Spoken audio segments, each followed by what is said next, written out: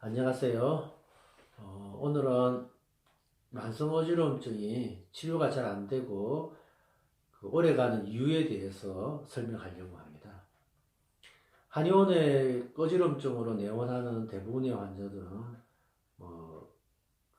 급격하게 갑작스럽게 발생한 이석증 때문에 내원하는 경우는 그다지 많지 않고 거의 없고요. 대부분은 이제 만성적으로 어지러움증이 개선되지 않아서 이제 치료받으러 내원하는 경우가 대부분입니다.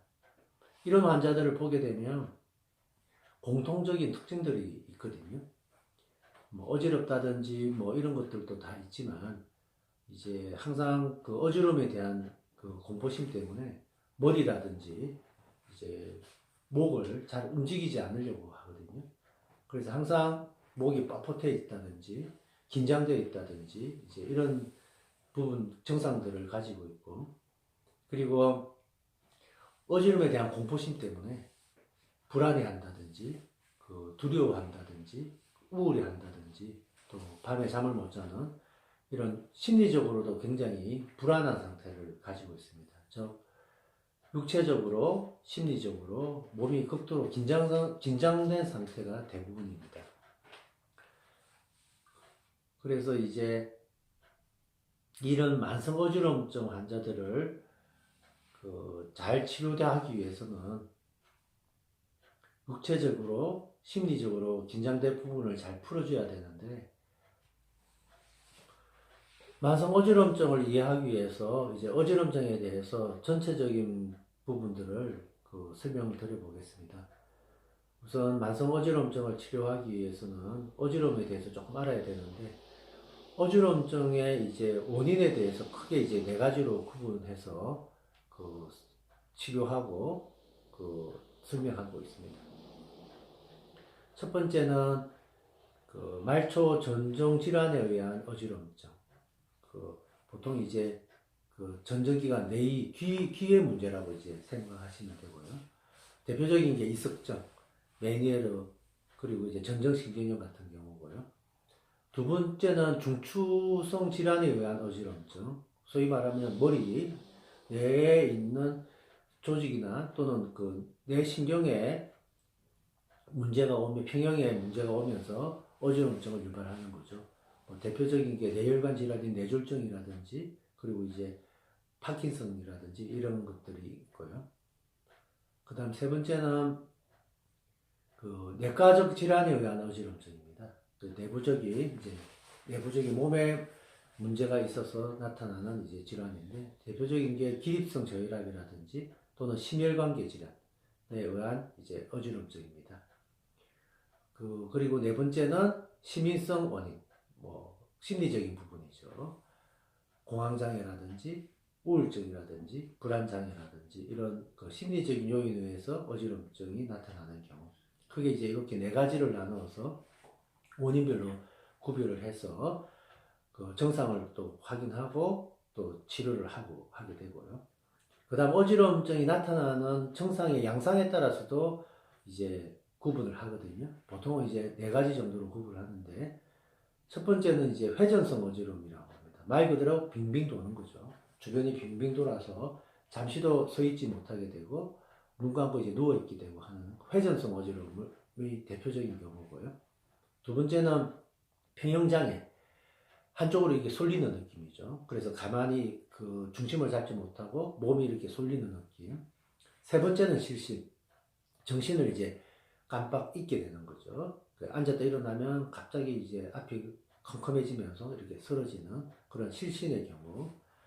그 다음에 네 번째는 이제 비특이적인 어지러움증인데, 이제 이 부분은 다양하게 나타나죠.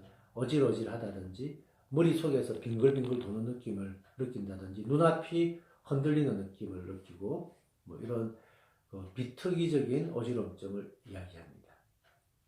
그래서 어지러움증에 대해서 원인별로 이제 말초, 귀에 의한 어지러움증, 그리고 이제 머리에 의한 문제로 인한 어지러움증, 그리고 이제 내과적인 문제로 인한 어지러움증, 그리고 심리적인 문제로 생기는 어지러움증을 이제 이렇게 구분해서 하게 하고요. 이런 이제 그리고 증상도 뭐 회전성 어지러움부터 뭐그 어질어질하게 비특이적인 어지럼증 그리고 평형을 못 가누게 되는 이제 평형 실조 증상들 그리고 그 쓰러지는 실신 같은 증상들 만성 어지러움증이 이제 이렇게 치료가 잘 안 되고 그 오랫동안 고생하게 만드는 이유가 이런 그 네 가지 원인들 그리고 증상에 따른 네 가지 증상들이 복합적으로 혼재돼서 나타나기 때문에 그렇습니다.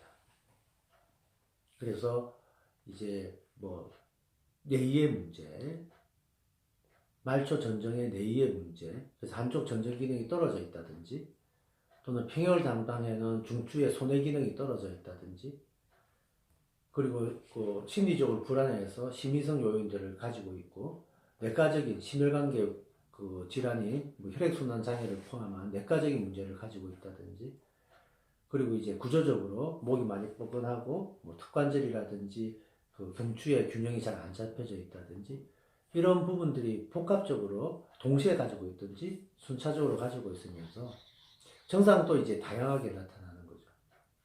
아침에 일어나면 갑자기 핑글 도는 회전성 어지럼증부터 이제 걸어다니면서 좀 어질어질하다든지 또 모니터를 오래 본다 보면 뭐그 눈이 아찔아찔하면서 어질어질한 느낌을 받는다든지 그리고 그 머리가 멍하고 기억력이 떨어진다든지 머릿속이 빙빙 돈다는 느낌을 받는다든지 한 번씩 가슴이 두근두근하고 불안하는 그리고 이제 잠을 잘 못 자는 그리고 열도 확 오르면서 심장도 두근 뛰는 이제 그 자율신경 실조 증상부터 뒷목이 뻐근하고 경직되어 있는 그런 구조적인 문제에서 오는 그 근육통이라든지 이런 것들이 이제 복합적으로 나타나는 경우가 대부분입니다.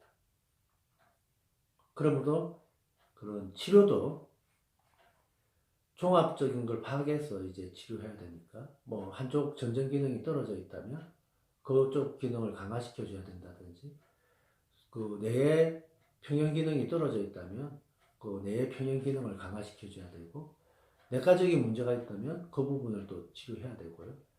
구조적으로 뭐 경추가 긴장되어 있다든지 또 틀어져 있다든지 턱관절에 문제가 있다면 그런 구조적인 부분도 치료를 해야 됩니다. 그리고 가슴이 두근두근하고 불안한 자율신경의 문제라든지 심리적인 요인들이 같이 그 공존하고 있다면 이런 부분들도 다 해결되어야 됩니다.